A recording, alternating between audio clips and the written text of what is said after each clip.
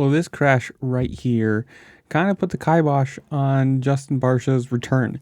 Obviously, with the broken collarbone he suffered in April and all of the subsequent problems he had with it, having to have surgery again and all the time off the bike, this one right here really kind of sucks because as far as he has said, quote, currently I have a few broken ribs and a bad broken collarbone, beat up lung, and a bit of air in my chest. Once the air clears its way out, we can get surgery and onto the recovery train. So he's not even... This is one of those things that, like, if this had happened and then the next day he goes and has surgery and he's already healing, one thing.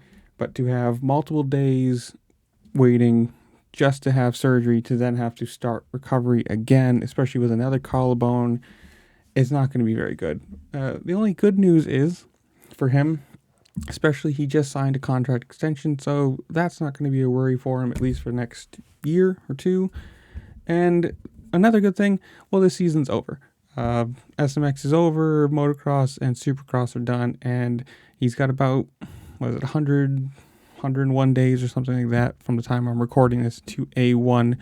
So hopefully he can get surgery on the lung and the ribs and the collarbone and have everything fixed and have a good amount of time to heal, get back on the bike, and start riding again. But personally, I like Justin Barcia. I think he's good for the sport. You got to have a little bit of a drama, bar banger and all that kind of stuff, or else everything's too sterile. And it kind of sucks to see, the big names getting injured, especially being, I think he's 31 now. So like he's on the tail end of his career. Obviously the injuries start collecting or adding up, and it's not a good thing, but hopefully, at least to me, I hope he heals fast and we'll see him at A1 and he can be competitive with everybody else, because after this motocross season, you never want to see another, or you never want to see injuries in general, but you definitely don't want to see another motocross season like we had this year with just nobody left in it. But in the comments below, you tell me, did you like the playoffs? Do you think it's a cool format?